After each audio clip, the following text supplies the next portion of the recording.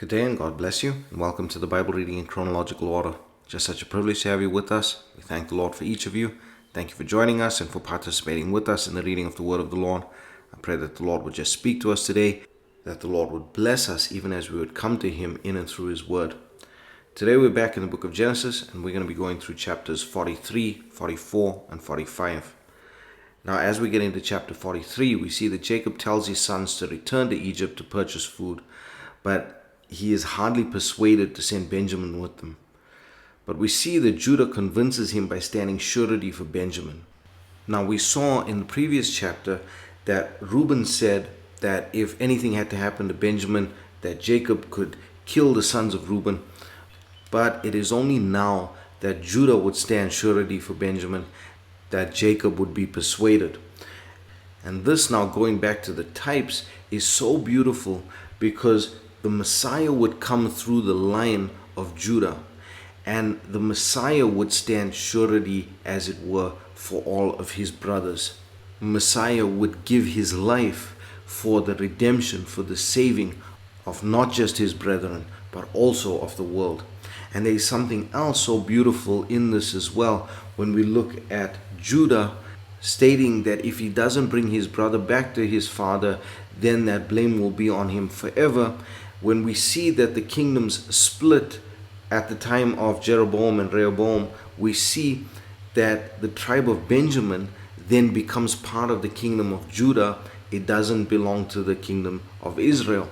And that's so beautiful as well, that even in that, when he took on this burden and he said that the blame would be on him forever, well then, even when the kingdom split, Judah then takes charge of Benjamin, or he protects Benjamin, and so then Benjamin forms part of that southern kingdom. Just so amazing how the Lord works all of these things, how the Lord's word remains true in all instances. It is just so beautiful. And then we see that Joseph brings them into the house and entertains them, and his brothers express their fears to Joseph's steward, but they are comforted. And then Joseph makes them a feast, but gives them a clue that he knows them better than a stranger does. Now, please take note of the emotional turmoil that Joseph is going through in all of this. And also note and keep in mind that all of Joseph's brothers needed to be there. That is a very important thing. That no tribes were missing from the space. All of the tribes were there. All of his brothers were there at this time. And then we move on to chapter 44. And here we see that Joseph devises a plan to trap or to stay Benjamin. And he enacts his plan, and Benjamin is caught. And so then Judah pleads with Joseph and offers himself to bear the punishment for the sin of his brother. Again, just following through on the promise that he made to his father, that he would bring Benjamin back to his father. And so beautifully and so importantly reiterated in this chapter, that even though Joseph is the type of Christ, remember that the royal and messianic line would come through Judah, and he, the Messiah, would bear the punishment for his brethren. And so then we get to chapter 45, and this is one of the most beautiful passages of reconciliation, where we see how Joseph reveals himself to his brothers and then he comforts them. It is also so beautiful to see that when he reveals himself to his brothers, how they were just taken with fear. But here Joseph doesn't show any retribution or wanting of vengeance, but rather Joseph says, "For God did send me before you to preserve life." Joseph knew and could see the hand of the Lord in all of this. Not to say that he didn't have turmoil within himself, not to say that he wasn't hurt by what his brothers had done to him, not to say that he didn't have feelings of vengeance at some point when he saw his brothers again. But we can see here that through all of this, he could see the hand of the Lord. And in that, he brought preservation to his family and to his people. And he sends for his father, and Jacob's spirit is revived. Now please take notice of all the nuances that is going on, where this is such a beautiful story of reconciliation. This is such a wonderful passage of looking at the life of the man Joseph and his brothers, but also look at it in the light of the type of Christ, the type of the Messiah. And we see here that importantly, Joseph's wife was not present when he reveals himself to his brothers. And also important to note that all his brothers were present. There were no missing brothers, there were no missing tribes. And when you take that in the light of the Messiah, we see that when the Messiah will reveal himself to his brothers, the bride will already be taken up. When the Lord reveals himself to Israel, the bride would have already been taken up in the catching away.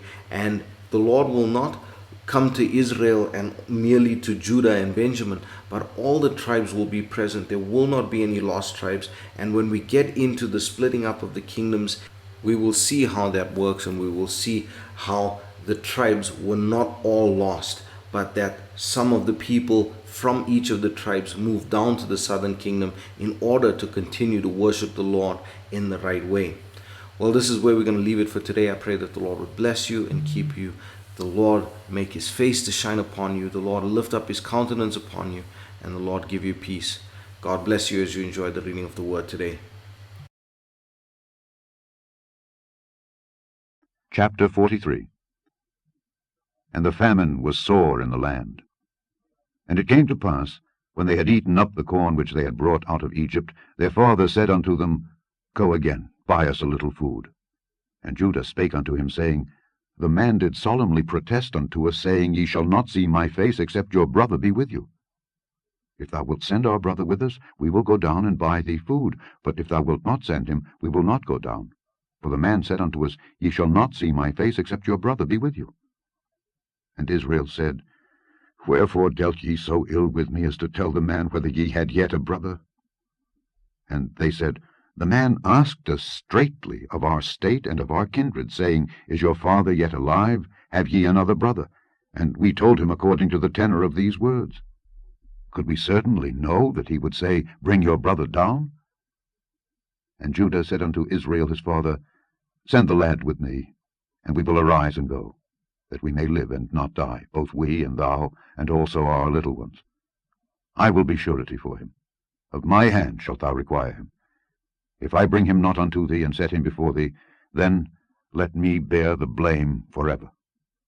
For, except we had lingered, surely now we had returned this second time.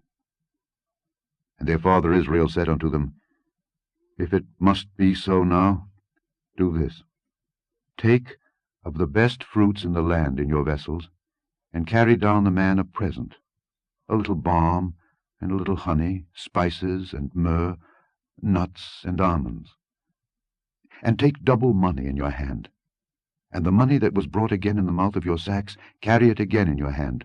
Peradventure it was an oversight. Take also your brother, and arise. Go again unto the man. And God Almighty give you mercy before the man, that he may send away your other brother and Benjamin. If I be bereaved of my children, I am bereaved. And the men took that present, and they took double money in their hand, and Benjamin, and rose up and went down to Egypt, and stood before Joseph. And when Joseph saw Benjamin with them, he said to the ruler of his house, Bring these men home, and slay and make ready, for these men shall dine with me at noon. And the man did as Joseph bade, and the man brought the men into Joseph's house. And the men were afraid, because they were brought into Joseph's house, and they said, Because of the money that was returned in our sacks at the first time are we brought in, that he may seek occasion against us, and fall upon us, and take us for bondmen, and our asses. And they came near to the steward of Joseph's house, and they communed with him at the door of the house, and said, O sir, we came indeed down at the first time to buy food. And it came to pass, when we came to the inn, that we opened our sacks, and behold, every man's money was in the mouth of his sack, our money in full weight, and we have brought it again in our hand. And other money have we brought down in our hands to buy food. We cannot tell who put our money in our sacks. And he said, Peace be to you, fear not. Your God, and the God of your father, hath given you treasure in your sacks. I had your money. And he brought Simeon out unto them. And the man brought the men into Joseph's house, and gave them water, and they washed their feet, and he gave their asses provender. And they made ready the present against Joseph came at noon, for they heard that they should eat bread there. And when Joseph came home, they brought him the present which was in their hand into the house, and bowed themselves to him to the earth. And he asked them of their welfare, and said, Is your father well? The old man of whom ye spake, is he yet alive? And they answered, Thy servant our father is in good health, he is yet alive. And they bowed down their heads and made obeisance. And he lifted up his eyes and saw his brother Benjamin, his mother's son, and said, Is this your younger brother, of whom ye spake unto me? And he said, God be gracious unto thee, my son. And Joseph made haste, for his bowels did yearn upon his brother, and he sought where to weep. And he entered into his chamber, and wept there. And he washed his face, and went out, and refrained himself, and said, Set on bread. And they set on for him by himself, and for them by themselves, and for the Egyptians which did eat with him by themselves, because the Egyptians might not eat bread with the Hebrews, for that is an abomination unto the Egyptians. And they sat before him, the firstborn according to his birthright, and the youngest according to his youth. And the men marveled one at another. And he took and sent messes unto them from before him, but Benjamin's mess was 5 times so much as any of theirs. And they drank and were merry with him. Chapter 44. And he commanded the steward of his house, saying, Fill the men's sacks with food, as much as they can carry, and put every man's money in his sack's mouth. And put my cup, the silver cup, in the sack's mouth of the youngest, and his corn money. And he did according to the word that Joseph had spoken. As soon as the morning was light, the men were sent away, they and their asses. And when they were gone out of the city, and not yet far off, Joseph said unto his steward, Up, follow after the men. And when thou dost overtake them, say unto them, Wherefore have ye rewarded evil for good? Is not this it in which my Lord drinketh, and whereby indeed he divineth? Ye have done evil in so doing. And he overtook them, and he spake unto them these same words. And they said unto him, Wherefore saith my Lord these words? God forbid that thy servants should do according to this thing. Behold, the money which we found in our sacks' mouths we brought again unto thee out of the land of Canaan. How then should we steal out of thy Lord's house silver or gold? With whomsoever of thy servants it be found, both let him die, and we also will be my Lord's bondmen. And he said, Now also let it be according unto your words. He with whom it is found shall be my servant, and ye shall be blameless. Then they speedily took down every man his sack to the ground, and opened every man his sack. And he searched, and began at the eldest, and left at the youngest. And the cup was found in Benjamin's sack. Then they rent their clothes, and laded every man his ass, and returned to the city. And Judah and his brethren came to Joseph's house, for he was yet there, and they fell before him on the ground. And Joseph said unto them, What deed is this that ye have done? Wot ye not that such a man as I can certainly divine? And Judah said, What shall we say unto my lord? What shall we speak? Or how shall we clear ourselves? God hath found out the iniquity of thy servants.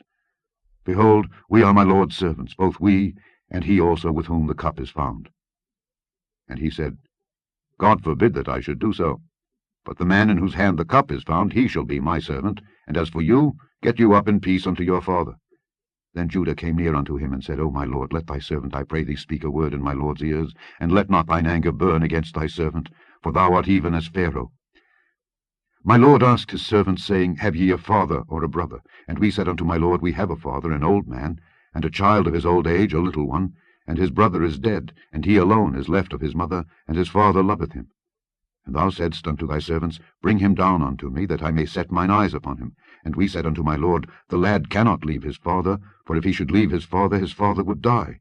And thou saidst unto thy servants, Except your youngest brother come down with you, ye shall see my face no more. And it came to pass, when we came up unto thy servant my father, we told him the words of my lord. And our father said, Go again, and buy us a little food. And we said, We cannot go down. If our youngest brother be with us, then will we go down. For we may not see the man's face, except our youngest brother be with us. And thy servant my father said unto us, Ye know that my wife bare me 2 sons, and the one went out from me, and I said, Surely he is torn in pieces, and I saw him not since. And if ye take this also from me, and mischief befall him, ye shall bring down my grey hairs with sorrow to the grave. Now therefore, when I come to thy servant my father, and the lad be not with us, seeing that his life is bound up in the lad's life, it shall come to pass, when he seeth that the lad is not with us, that he will die. And thy servants shall bring down the grey hairs of thy servant our father with sorrow to the grave. For thy servant became surety for the lad unto my father, saying, If I bring him not unto thee, then I shall bear the blame to my father forever. Now therefore, I pray thee, let thy servant abide instead of the lad, a bondman to my lord. And let the lad go up with his brethren. For how shall I go up to my father, and the lad be not with me, lest peradventure I see the evil that shall come on my father? Chapter 45. Then Joseph could not refrain himself before all them that stood by him. And he cried, Cause every man to go out from me. And there stood no man with him, while Joseph made himself known unto his brethren. And he wept aloud. And the Egyptians and the house of Pharaoh heard. And Joseph said unto his brethren, I am Joseph. Doth my father yet live? And his brethren could not answer him, for they were troubled at his presence. And Joseph said unto his brethren, Come near to me, I pray you. And they came near. And he said, I am Joseph, your brother, whom ye sold into Egypt. Now therefore be not grieved, nor angry with yourselves that ye sold me hither, for God did send me before you to preserve life. For these 2 years hath the famine been in the land, and yet there are 5 years, in the which there shall neither be earing nor harvest. And God sent me before you to preserve you of posterity in the earth, and to save your lives by a great deliverance. So now it was not you that sent me hither, but God. And he hath made me a father to Pharaoh, and lord of all his house, and a ruler throughout all the land of Egypt. Haste ye, and go up to my father, and say unto him, Thus saith thy son Joseph, God hath made me lord of all Egypt. Come down unto me, tarry not. And thou shalt dwell in the land of Goshen, and thou shalt be near unto me, thou and thy children and thy children's children, and thy flocks and thy herds, and all that thou hast. And there will I nourish thee. For yet there are 5 years of famine, lest thou and thy household and all that thou hast come to poverty. And behold, your eyes see, and the eyes of my brother Benjamin, that it is my mouth that speaketh unto you. And ye shall tell my father of all my glory in Egypt, and of all that ye have seen, and ye shall haste and bring down my father hither. And he fell upon his brother Benjamin's neck, and wept, and Benjamin wept upon his neck. Moreover he kissed all his brethren, and wept upon them. And after that his brethren talked with him. And the fame thereof was heard in Pharaoh's house, saying, Joseph's brethren are come. And it pleased Pharaoh well, and his servants.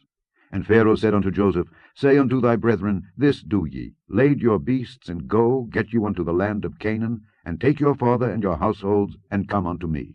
And I will give you the good of the land of Egypt, and ye shall eat the fat of the land. Now thou art commanded, this do ye. Take you wagons out of the land of Egypt for your little ones, and for your wives, and bring your father, and come. Also regard not your stuff, for the good of all the land of Egypt is yours. And the children of Israel did so, and Joseph gave them wagons according to the commandment of Pharaoh, and gave them provision for the way. To all of them he gave each man changes of raiment. But to Benjamin he gave 300 pieces of silver, and 5 changes of raiment. And to his father he sent after this manner, 10 asses laden with the good things of Egypt, and 10 she-asses laden with corn and bread and meat for his father by the way. So he sent his brethren away, and they departed. And he said unto them, See that ye fall not out by the way. And they went up out of Egypt, and came into the land of Canaan unto Jacob their father, and told him, saying, Joseph is yet alive, and he is governor over all the land of Egypt. And Jacob's heart fainted, for he believed them not. And they told him all the words of Joseph which he had said unto them. And when he saw the wagons which Joseph had sent to carry him, the spirit of Jacob their father revived, and Israel said, It is enough. Joseph my son is yet alive. I will go and see him before I die.